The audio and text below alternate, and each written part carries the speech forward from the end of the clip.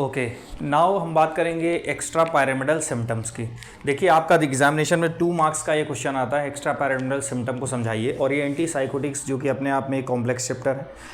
Anti psychotic में आप अगर एक्स्ट्रा पैरामिडल सिम्टम समझते हैं तो आपको 2 ड्रग के बारे में जानना होगा, चूंकि ये क्लासिफिकेशन में गिवन है, atypical and typical anti psychotic drugs. तो इनको हम टिपिकल क्यों बोलते हैं और इनको एटिपिकल क्यों बोलते हैं। एक्स्ट्रा पैरामिडल सिम्टम समझने से पहले हम बेसिकली इन दोनों चीज़ों को समझेंगे। देखिए, साइकोसिस जो प्रोड्यूस होती है वह कहीं ना कहीं सेंट्रल नर्वस सिस्टम में मीजोलिम्बिक पाथवे और मीजोकॉर्टिकल पाथवे में जो डोपामिनर्जिक बैलेंस होता है उसमें इम्बैलेंसिंग की वजह से होती है। मीन अगर जैसे हमने पार्किंसनिज्म में अगर याद हो तो हमने बताया था कि लाइक बेसल गैंग्लिया में डोपामिनर्जिक न्यूरॉन और कोलिनर्जिक न्यूरॉन का जो बैलेंस होता है वो डिस्टर्ब हो जाता है और उस वजह से क्या होती थी, पार्किंसनिज्म। जबकि हम साइकोसिस में अगर बात करें तो साइकोसिस में लाइक आपका ये सेंट्रल नर्वस सिस्टम है और इस सेंट्रल नर्वस सिस्टम में from this area, this mesolimbic area, the nerves dopaminergic neuron innervated to the limbic part goes to the limbic system। तो ये mesolimbic dopaminergic neuron है। and from the same part again in the mesocortical tract there will again a dopaminergic neuron। Means dopaminergic neuron का मीजोकॉर्टिकल pathway means the cortex और मीजेंसेफेलॉन से connection और limbic system और मीजेंसेफेलॉन से connection वो दोनों कनेक्शन के बीच डोपामिन का बैलेंस होना चाहिए। तो उसीलिए यहां पे दिखा रखा है कि अभी तो ये साइकोसिस को एक्सप्लेन कर रखा है, अदरवाइज आपको क्या दिखाना है, in the normal condition there will be balance of dopamine in between the mesolimbic pathway and the mesocortical pathway। ये अभी आपको मैं जस्ट एक्स्ट्रा पैरामिडल सिम्टम की बेसिक चीज समझा रहा हूं, ये आपको एक्स्ट्रा पैरामिडल सिम्टम्स में नहीं लिखनी है। एक्स्ट्रा पैरामिडल सिम्टम बेसिकली आ कहां से रहे हैं ताकि एक आप अच्छी अंडरस्टैंडिंग बना पाए। तो देखिए, इन the normal case in the mesolimbic pathway and in the mesocortical pathway, in this mesolimbic and this mesocortical pathway there will be a balance of dopamine in between। दोनों के बीच डोपामिन का बैलेंस होना चाहिए। But जब कभी in the mesolimbic pathway there will be increased dopaminergic activity or in the mesolimbic pathway there will be decreased dopaminergic activity due to any pathological condition, when it occurs it produces the psychosis। means psychosis is what? Psychosis is a severe mental disorder in which there will be imbalance in between the mesolimbic pathway and mesocortical pathway। और imbalance किसका? Dopamine का। तो एक बात तो ये समझ में आ गई कि डोपामिन का इम्बैलेंस साइकोसिस के केस में होता है। यही वजह होती है कि most of the anti psychotic drug वो मीजोलिम्बिक पाथवे को टारगेट करती हैं और इंक्रीज जो डोपामिन का लेवल है उसको हम ब्लॉक करने की बात करते हैं। तभी हम बोलते हैं कि सारी की सारी dopaminergic blockers we used as a anti psychotic drugs. अब यहां से कॉन्सेप्ट निकल के आता है, because the goal of therapy to treat the individual of psychosis to give a antipsychotic drug, and most of the antipsychotic drug will be dopaminergic blockers, and in the dopaminergic blockers the main receptor which we will target is the D2 receptor। so the classification of drug is based atypical drug and typical drug। ये आप classification में याद ही करेंगे। Typical means all those drug who typically blocks the D2 receptor, they are categorized as typical antipsychotic drugs। Typical means typically block the D2 receptors, they are categorized into the typical antipsychotic। and all the atypical antipsychotic drugs they either block the D2 receptor but with the low affinity और they will block to the serotonin receptor, right.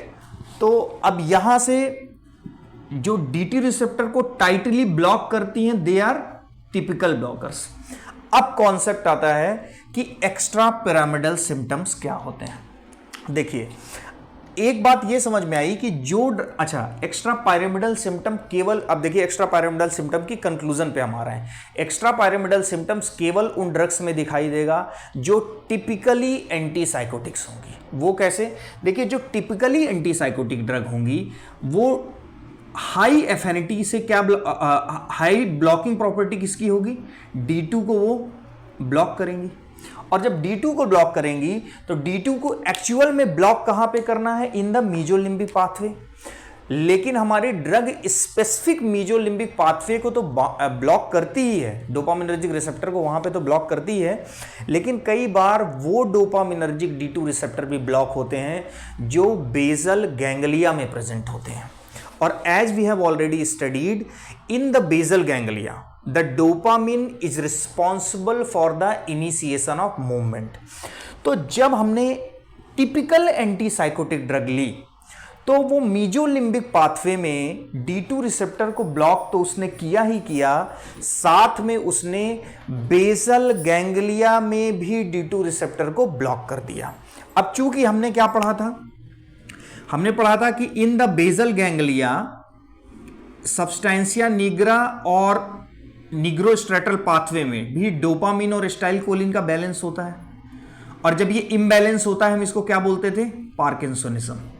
Means when there will be imbalance in between the dopamine and acetylcholine level in the basal ganglia that leads to the symptom of parkinsonism.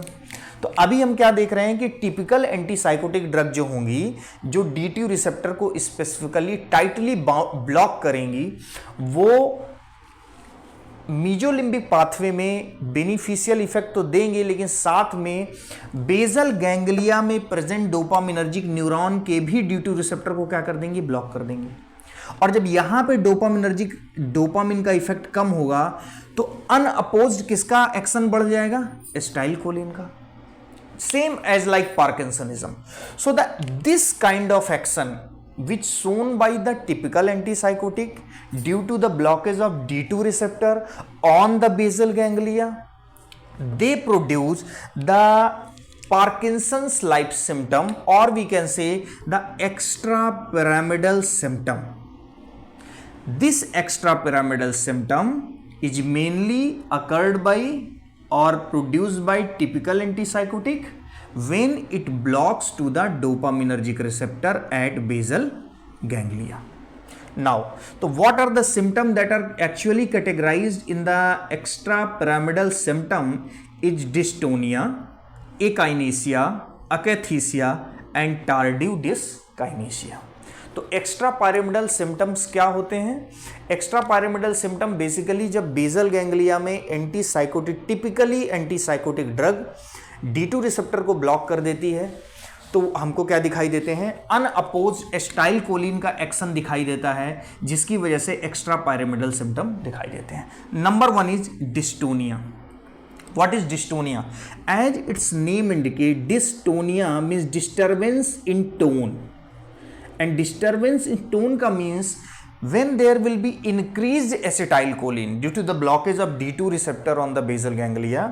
जब acetylcholine का action body में बढ़ेगा then जो basal ganglia actually हमारे posture को maintain करने में भी रोल प्ले करता है, नेक की मसल को और बैक की मसल को टाइटेंड करके। तो जब एक्स्ट्रा टाइटेंड हो जाएंगी, एक्स्ट्रा कॉन्ट्रैक्शन होगा तो टोन बॉडी की बहुत ज़्यादा क्या हो जाएगी? इंक्रीज्ड हो जाएगी, और उस समय हम बोलेंगे कि क्या हो गया है? डिस्टोनिया। मीन्स डिस्टोनिया में जस्ट एक फ्लेक्सिबल मूवमेंट बॉडी का नहीं होगा, वो एक टिटैनिक लाइक कंडीशन होगी, वो एक कांस्टेंट एक पोजीशन में होगा फॉर फ्यू सेकेंड्स। उसको हम बोलते हैं means increased in the tone of the whole body. Second, akinesia. Akinesia means absence of movement, और you can say the absence of initiation of movement. Absence of initiation of movement just like parkinsonism में होता है कि वो patient जिसको एकाइनेसिया होगा, जैसे उसके सामने अगर स्माइलिंग की कंडीशन आती है, उसको स्माइल करना है उसकी विल पावर है स्माइल करने की, लेकिन चूंकि उसके बेसल गैंग्लिया अफेक्टेड है तो वो सोचेगा हंसने का, लेकिन वो उतना जल्दी स्माइल प्रॉम्प्ट नहीं कर पाएगा, तो उसको बोलते हैं एकाइनेशिया, राइट। तो उसमें लाइक बेसल गैंग्लिया आपका इनिशिएशन ऑफ मूवमेंट के लिए इन्वॉल्व होता है, और जब बेसल गैंग्लिया में आपने D2 रिसेप्टर को टिपिकल ड्रग से ब्लॉक कर दिया तो आपको दूसरा सिम्टम क्या आ रहा है, एकाइनेशिया। अच्छा, जितने एक्स्ट्रा पायरामिडल सिम्टम है, चाहे डिस्टोनिया हो, एकाइनेशिया हो, एकैथीसिया हो या टार्डिव डिस्काइनेशिया हो, जरूरी नहीं कि किसी एक इंडिविजुअल में सारे सिम्टम दिखाई दें। हो सकता है जिस इंडिविजुअल में डिस्टोनिया हो उसमें एकाइनेशिया ना हो, या जिसमें एकाइनेशिया हो उसमें एकैथीसिया ना हो, तो कोई एक इंडिविजुअल सारे सिम्टम को होल्ड नहीं करता। Number third, एकैथीसिया। एकैथीसिया क्या है, लाइक यहां पे जैसे एक और हम एकाइनेशिया में बोलते हैं मास्क लाइक फेस, मतलब उस पर कोई एक्सप्रेशन आपका नहीं रहेगा, और एक्सप्रेशन ना होने की वजह है कि वहां पे आपका initiation of movement basal ganglia में डोपामिनर्जिक न्यूरॉन ब्लॉक होने की वजह से क्या है, सप्रेस्ड है, वो आप शो नहीं कर पा रहे हो, राइट। एकैथीसिया, एकैथीसिया को हम बोलते हैं मोटर रेस्टलेसनेस, कंटिन्यूअस जर्किंग, जैसा कि हमने पार्किंसनिज्म में देखा था, कंटिन्यूअस सिवरिंग, ट्रिमर, रिजिडिटी, तो वो एकैथीसिया में मोटर रेस्टलेस होगी, कंटिन्यूअस सिवरिंग होगी। तो अब आप ये देख सकते हैं लाइक जिसमें एकाइनेशिया होगा उसमें नो डाउट एकैथीसिया नहीं होगा, क्योंकि दोनों एक दूसरे के जस्ट क्या है, अपोजिट हैं। तो akathisia is also a kind of extra pyramidal symptoms. तो these three symptoms are basically due to the decreased level of dopamine. Decreased level of dopamine का मतलब है कि आपने टिपिकल एंटीसाइकोटिक देके बेसल गैंग्लिया में डोपामिनर्जिक न्यूरॉन को block किया, जिससे अनअपोज्ड एसिटाइलकोलिन का एक्शन बढ़ा और आपको सिम्टम क्या दिखाई दिए, एक्स्ट्रा पायरामिडल सिम्टम, जिसमें आपने डोपामिन के कम लेवल से कोरिलेट किया डिस्टोनिया, एकाइनेशिया और एकैथीसिया को। अब हम देखते हैं जो कि टिपिकली एंटीसाइकोटिक ड्रग में होता है एक्स्ट्रा पायरामिडल सिम्टम में, टार्डिव डिस्काइनेशिया। तो tardive dyskinesia most of the time ये फीमेल्स में ज़्यादा अकरेंस होती है इसकी। टार्डिव डिस्काइनेशिया क्या होती है, देखिए ये तीन चीज़ें थी जो डोपामिन के लेवल में डोपामिन रिसेप्टर को ब्लॉक करने की वजह से हुई। अगर हम दूसरे शब्दों में तो कहें तो कह सकते हैं कि डोपामिन के लेवल कम होने की वजह से ये चीज़ें हुई। लेकिन डोपामिन के लेवल्स इंक्रीज्ड होने से आपको होता है क्या, टार्डिव डिस्काइनेशिया। अब डोपामिन इंक्रीज्ड कैसे हुआ, जबकि आप यूज़ कर रहे हो D2 ब्लॉकर्स, टिपिकल एंटीसाइकोटिक। तो बेसिकली जब लॉन्ग टर्म में आप D2 रिसेप्टर को ब्लॉक करते हैं, तो as we have already studied in the general principle of pharmacology the up regulation of receptor, जब आप किसी रिसेप्टर के एंटागोनिस्ट को कंटिन्यूअस लॉन्ग टर्म में कंटिन्यूअस प्रोवाइड करते हैं तो आपकी बॉडी में अप रेगुलेशन ऑफ रिसेप्टर्स हो जाते हैं। तो this tardive dyskinesia is a kind of extra pyramidal symptom, but it always occur in long term, or you can say in chronic stage of chronic stage of psychosis।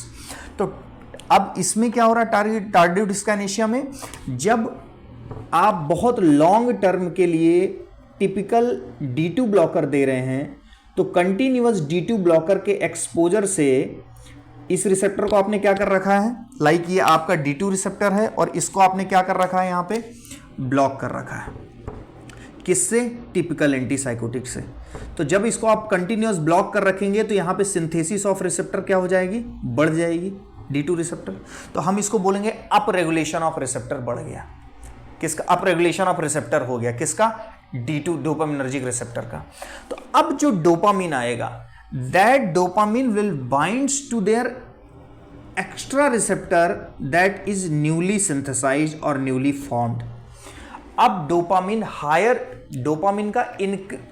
Dopamine जब अपने receptor से ज़्यादा bind होगा तो उसका action दिखाई देगा, क्योंकि नंबर ऑफ रिसेप्टर सरफेस पे बढ़ गए हैं, लॉन्ग टर्म में, तो उसकी वजह से आपको टार्डिव डिस्काइनेशिया के सिम्टम होंगे। Tardive dyskinesia means basically oropharyngeal movement, uncontrolled oropharyngeal movement होगा।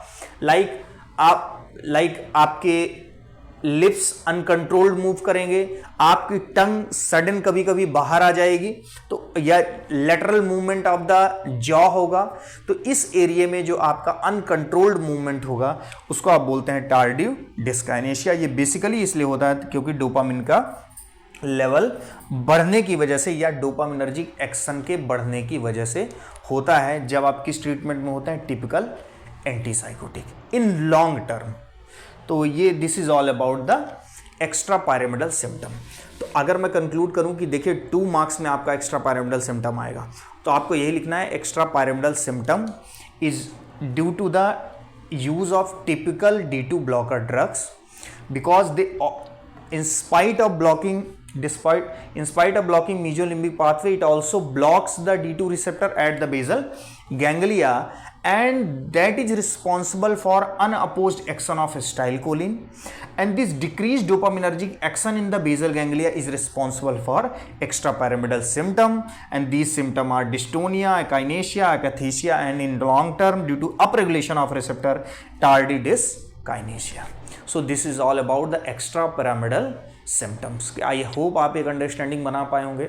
अगर आपको समझ में आ गई हैं सारी चीज़ें तो आप मेरे से, अगर फिर भी आपका कोई डाउट रहता है तो आप कमेंट सेक्शन में मुझसे पूछ सकते हैं। So this is all about the extrapyramidal symptoms of typical D2 blocker drugs. Thank you very much.